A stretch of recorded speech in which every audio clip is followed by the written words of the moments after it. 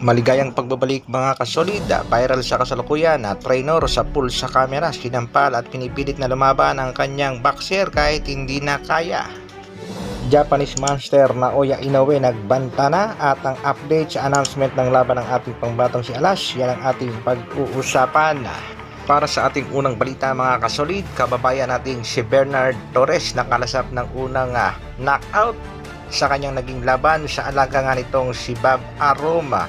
Walang iba mga kasolid kung hindi ito si Bruce Carrington. Bagsak at tulog ang ating kababayang si Bernard Torres matapos mapuruhan ng kanyang nakalaban na si Bruce Carrington. Masasabi nga natin isang brutal knockout ang sinapit ni kabayang Bernard Torres. Panoorin natin mga kasolid ang fight highlights na kung saan na knockout nga itong si Torres.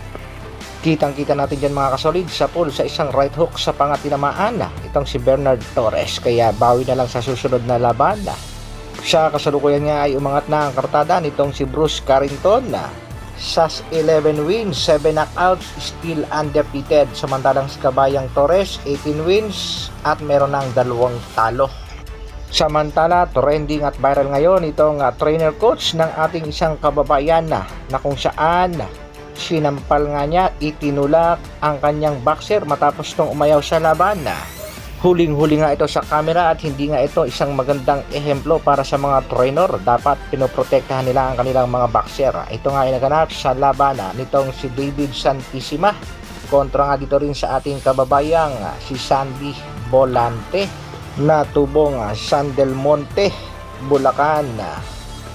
Makikita natin dyan sa video mga kasolid na tumalikod na nga ito nga si Volante dahil hindi na talaga niya kaya ang lumaban pa dito kay Santissima, pero pinipilit siya ng kanyang trainer coach.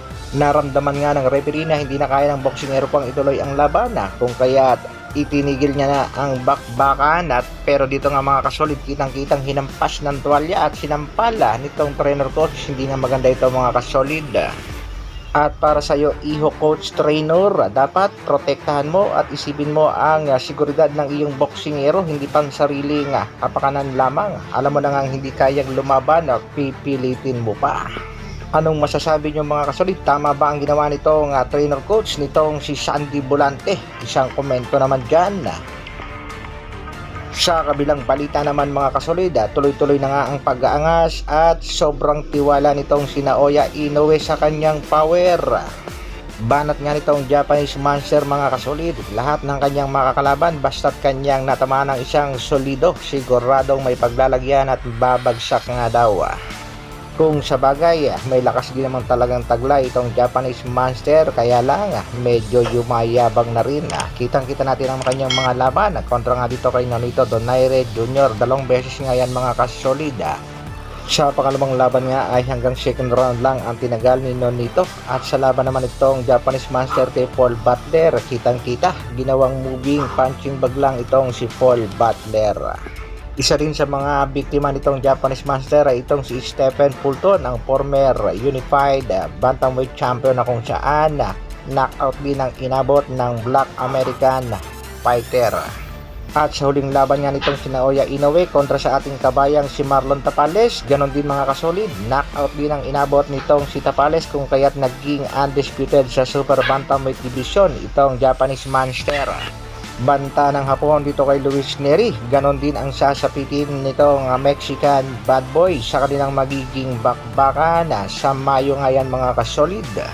At sa latest update nga ng mga Japanese promoter, pagkatapos ng laban ni Inoue kay Luis Neri, maaaring itong si Murodjun Akhmadelev or either itong si Angas ng Pinas ang makakalaban itong Japanese monster Naoya Inoue. Yan nga ay ayon sa Treasure Boxing Promotion. Malaki nga daw ang chance na makalaban na ng Angas ng Pinas itong tinaguriang halimaw ng Japan. Yan nga daw ay depende sa susunod na laban ng ating pangbatong si Alas ayon sa boxing mafia ng Japan. At kung matuloy nga ang bakbakang itong mga kasolid, dito natin malalaman ang mga sinasabi nitong The Monster ng Japan na lahat ng kanyang mga kakalaban ay kanyang pababagsakin. Kaya niyang pabagsakin at tibagin ang angas ng Pinas na si General Casimiro. At para naman sa announcement ng susunod na laban ng ating pangbatong si General Casimiro, nagbigay na rin ng update itong si Kuya Lods Jason Casimiro, courtesy of Cuadro Alas, It's My Boy. Panoorin natin mga kasolid. Ano kasi kuya, wag yung Casimiro yung hintayin nila na update, hintayin nila yung Inoue update. Aba teka mga kasolid, ano kayang ibig sabihin nitong si Kuya Lods Jason Casimiro na hintayin natin ang update ni Inoue at hindi ang update ni Cuadro Alas General Casimiro? Ano sa palagay niyo mga kasolid ang ibig sabihin dito ng coach ng ating pambatong si Angas ng Pinas? Isang komento naman dyan. Maraming salamat sa patuloy na pagsuporta at panonood. Isang like na rin dyan mga kasolid, at sa mga bagong magagawi sa ating munting channel, pasubscribe na rin. Mabuhay Dr. Alvin Vlogs. Brrrr.